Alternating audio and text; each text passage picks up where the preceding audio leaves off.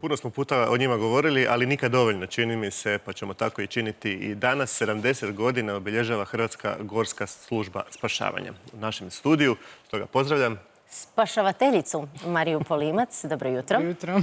I Jadrana Kapovića, gorskog spašavatelja i pročelnika Komisije za informiranje i analitiku. Dobro jutro i vama. Dobro jutro. Odnosno, mogli bismo reći dobro jutro uživo, jer smo se zadnja 2 puta vidjeli preko Skype-a, ali evo sad ste uspjeli izdvojiti vremena i doći nam u studio. Pa je, evo, konačno da odradimo ovo uživo, a ne preko... I da video veza bude u redu.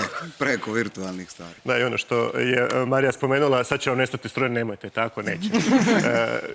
Ono što je trenutačno u pripremi, to smo također najavljivali, jedna velika izložba i obljetnica ova okrugla 70. Pa možemo se malo vratiti u prošlost. Hrvatska gorska služba spašavanja nastala je u potrebi, u stvari, hrvatski planinari su odlučili interno osnovati jedno svoje društvo kako bi spašavalo one koji se izgube na planini i iz te priče danas, 70 godina kasnije, jedna velika organizacija. Pa tako je. Generalno GSS-ovi u svijetu su nastali tako da su se ljudi počeli organizirati da bi mogli pružiti pomoć nekome kome se dogodi nešto u planini. Tako je to krenulo i u Hrvatskoj. Evo već 70 godina i preko 10.000 akcija spašavanja kasnije i dalje jednakim žarom provodimo tu ideju pružanja pomoći, humanosti, nesebičnosti svima onima kojima je potrebna naša pomoć.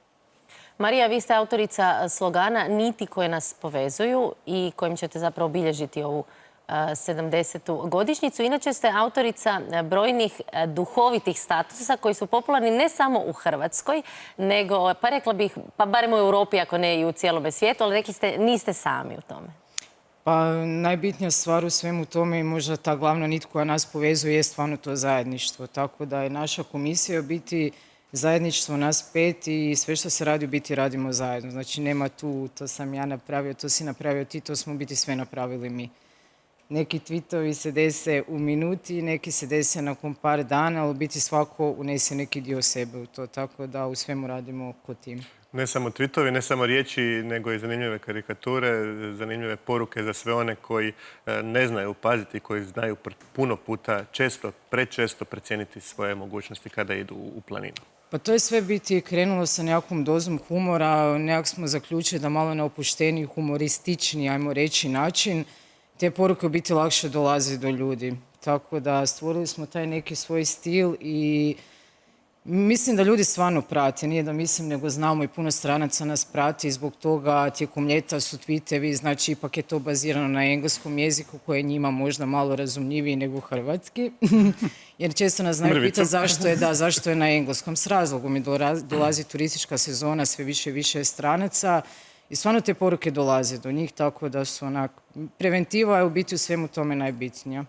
Jer ako imate preventivu, imate informiranost i tu nekakvu edukaciju, samim s time ćete i nekakve potencijalne nesreće svesti na najmanji mogući minimum. Tako da, eto, tweetevi su dobra edukacija i preventiva. Da vas ovako što bolje upoznamo, pa nadam se da nećemo imati potrebu za vama.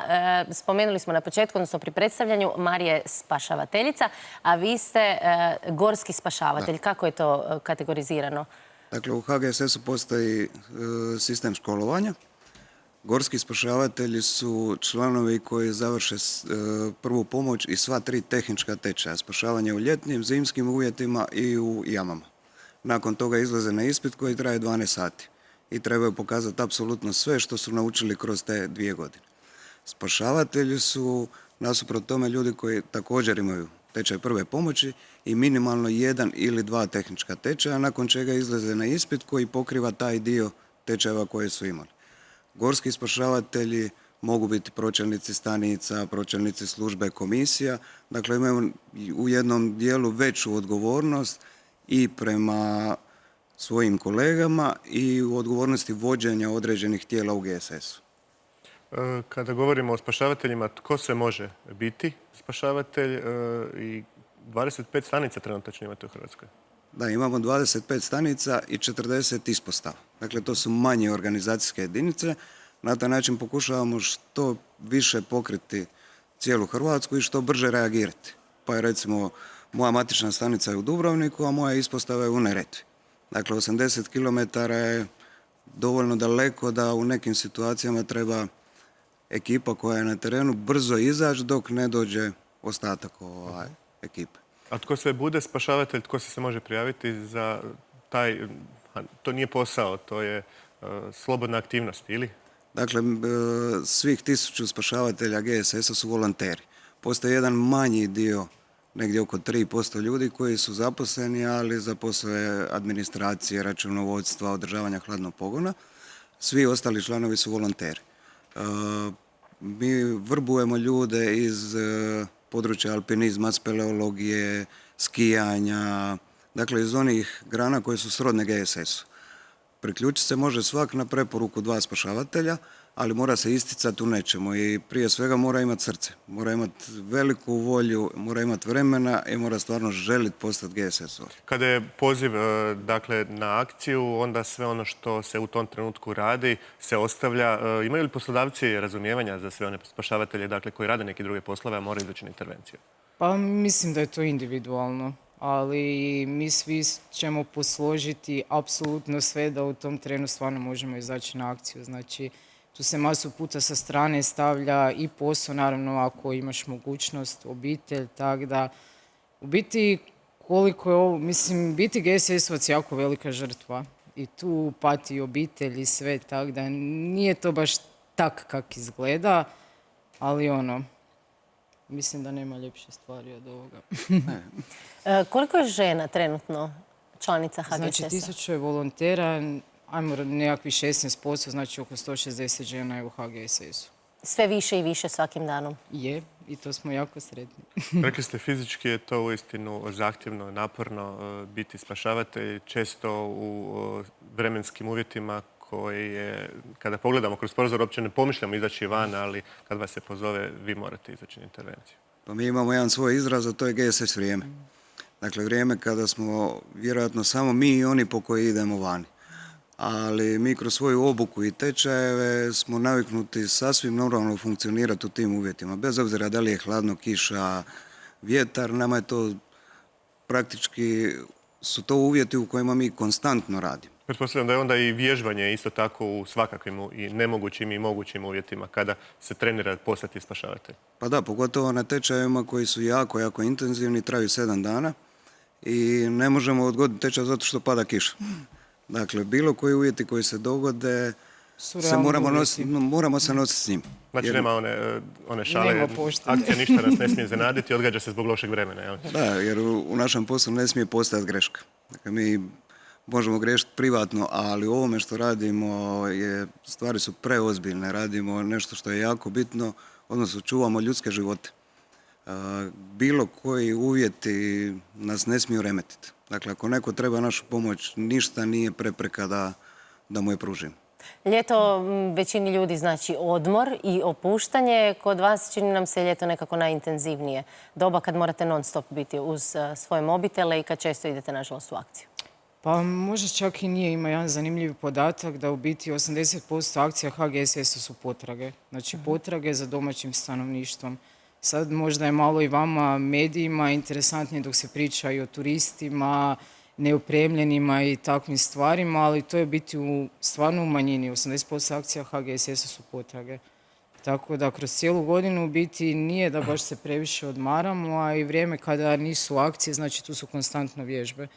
Konstantno, kako mi kažemo, moraš biti na top of the game, nema opuštanja, konstantno se uči, vježba, usavršava i ono što je Jadran pričao, znači osim tih nekakvih tečajeva i spašavatelji, gorski spašavatelji, tu su i specijalnosti, znači postoje i ne znam, piloti dronova, letači spašavatelji, znači ako imaš volje i vremena i mislim da je svakom spašavatelju u cilju doseći nekakvi, ajmo reći, vrhunac školovanja u svemu, da kažeš da prošao sam sve i to je nekakva osobna satisfakcija. Koliko ste vi u HGSS-u? 2 godine, 2,5. I što vam je bilo nešto što vas je privuklo i rekli ste idem?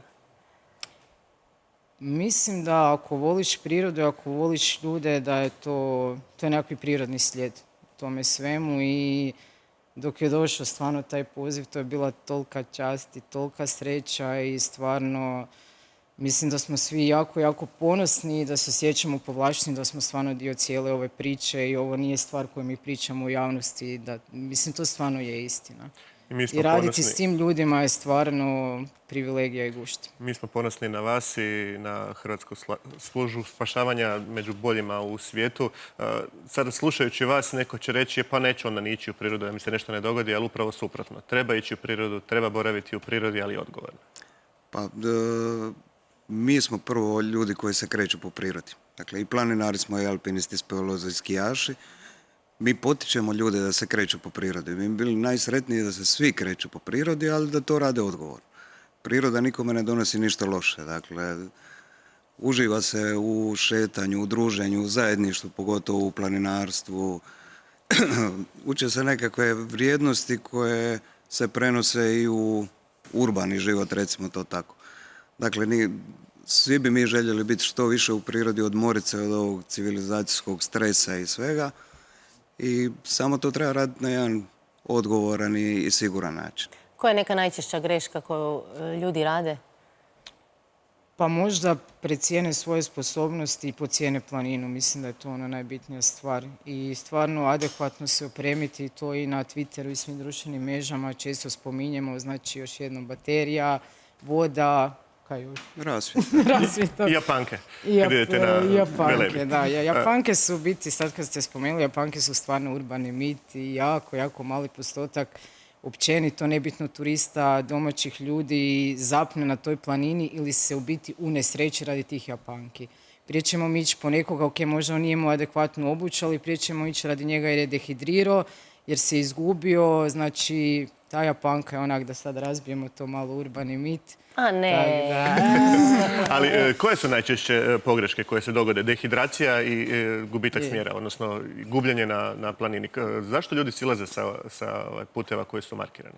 Pa evo, recimo, kod dehidracije se događa da se prvo počnu grčiti mišići, tijelo se usporava, počinje i blago se poremeti rasuđivanje, onda nastupa i panika. I vjerojatno ljudi u tom strahu od dehidracije žele skratiti put. Pa će recimo nekako mjesto koje vide, umjesto da idu puno dužim putem koji je planinarski označen, htjeti malo to skratiti da brže dođu do vode i onda se tu vjerojatno pogube. Ali neki od obrasci ponašanja koje smo u zadnje vrijeme primijetili je definitivno da ljudi ne nose dovoljno tekućine i da se odvajaju od grupe. Što je u planinarstvu zlatno pravilo, prvo da se nikad u planinu ne ide sam, a drugo da se ne odvaja. Nekoliko akcija u posljednje vrijeme smo imali baš zbog toga što su se ljudi odvojili i pogubili. Sad ovo pravilo ne vrijedi samo za Biokovo, recimo za Velebit, to znači možete se izgubiti i primjerice u Samoborskom gorju. I u Zagrebu. I u Zagrebu, odnosno na Medvednici. Da, bilo gdje. Medvednica nije uopće lagana planina. Dakle, ima puno vrtača, puno smjerova i čovjek pogotovo u sumrak, kad se nađe u nekakvom šumarku, nema orijentira ako ne vidi grad ispod sebe ili nešto, teško se orijentira, tako da nije uopće čudno izgubiti se na brdima koje su i manje od 1000 metara. A i nekako uvijek čovjek misli, meni neće, pa to svi ovi neopremljeni i onda uzme samo pola litre vode za njih 4 i tu nastane problem. Samo bi još jednu stvar mislim da je bitna. Mislim, u trenutku neko shvati da se izgubio. Pravovremeno javljanje i zvanje u pomoć je stvarno jako bitno. Jer kod spašavanja najveći neprijatelj nama je u biti to vrijeme. I stvarno, ako vidite da ste se izgubili ili nemate vode, 112, jer vrijeme je stvarno jako, jako dragocjeno. Jer većini ljudi zna biti, ajme, bed mi je, zvaću HGSS, sramota me, bit ću na Twitteru, ali sad da ne ispadne da ste ovo kazali pa da vas ljudi krenu u dućan pa vas nazovu ili su se izgubili. U kojem trenutku to učiniti? Rekli ste prije nego što nastupi napad panike, ali to se može dogoditi i nakon toga. Dakle, kada vidite da ne ide, odmah telefon u ruke i pozvati. Trenutno kad shvatiš da si izgubljen, ti si izgubljen. Ako ćeš ti dalje tražiti put, ti ćeš se izgubiti još više. Ako si ti na vrhu Biokova, Dinare, čega god i nemaš više vode, nemaš šta čekati, niti tražiti vodu. I zato je bitno i šeranje lokacije. Znači, s ovim novim tweetovima Know the difference, safety starts with you. Krenuli smo, znači, u biti educirati ljude kako da pošalju svoju lokaciju, jer jako puno ljudi ne zna poslati svoju lokaciju, a najveći problem kod pronalaska ljudi je u biti ta lokacija, ne znaš gdje se nalaze, tako da, eto. To sam Mi gore vam na želimo Velebitu. što manje akcije i što manje poziva u pomoć, ali ćemo pozvati sve na izložbu vaših tweetova u Zagrebu. Je. Datum je, mjesto je. Dakle, izložba se održava u Zagrebu u prostoru Uranije. Na trgu Šaljite nam lokaciju. na trgu Eugena Kvaternika 3/3. I ovo je, baš kad smo kod tih lokacija, ovo je jedan od rijetkih puta kada mi ljudima šaljemo lokaciju i pozivamo njih da dođu k nama. To je isto bio taj Dakle, tu smo duhovni malo okrenuli priču. Uglavnom radi se o izložbi koja je skup. Dakle, prva izložba tweetova u Hrvatskoj, vjerojatno i u svijetu. Prva izložba i u Uraniji. I tamo smo željeli jednostavno skupiti sve te omiljene i nama javnosti tweetove i staviti ih na jedno mjesto da ih ljudi mogu ponovo vidjeti, podsjetiti se na nekakve dobre poruke. I malo se nasmije, toga nam uvijek treba. A ima iznenađenja i svašta nešto, svakom ali ne smijemo slučaju- sad sve otkrivati, Da, u svakom pa ono slučaju svi su dođite pozvani. do Uranije. Yes. Hvala Može vam. čak i u Japanka. Od 19. do 25. rujna. Hvala vam lijepa. Hvala i vama.